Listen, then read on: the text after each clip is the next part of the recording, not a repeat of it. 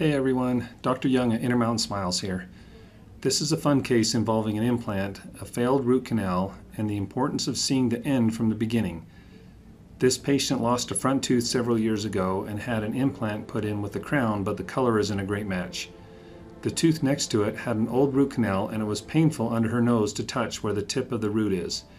She had been on several rounds of antibiotics with no improvement, and after discussing some options, she decided to have the tooth removed and another implant placed.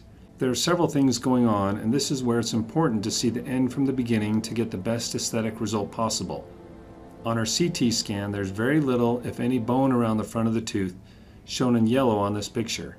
Some dentists will take the tooth out, place a bone graft, and let it heal for several months before placing an implant, and then let that heal for several more months before placing the crown. Other than taking a long time, the risk with doing that is losing the integrity of the gums.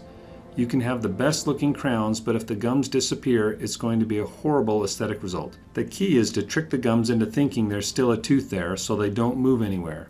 To do this, you've got to put a temporary on the implant right away.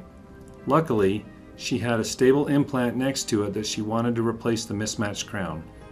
It turns out that replacing the crown was probably going to save that implant, but nobody knew it yet.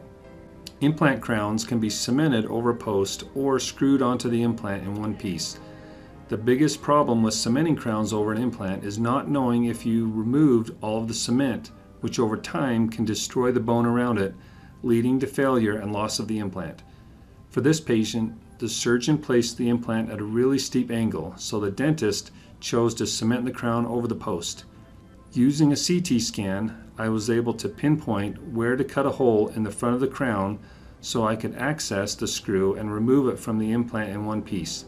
Once it was off, I could see a lot of cement from when it was put on and wasn't removed, and it would never show up on an x-ray. Over time, this could have led to the implant failing. I'll explain how I got around this problem later on and was able to screw the new crown on instead of cementing it. So this is how she looked after removing the failed root canal tooth, placing a bone graft, implant, and immediate temporaries. Because of the steep incline of the old implant, you can see part of the temporary post through the temporary crown, which I wasn't crazy about, but knew it wasn't permanent. This is the important part. In this picture, without the temporaries, you can see how the gums look almost perfect.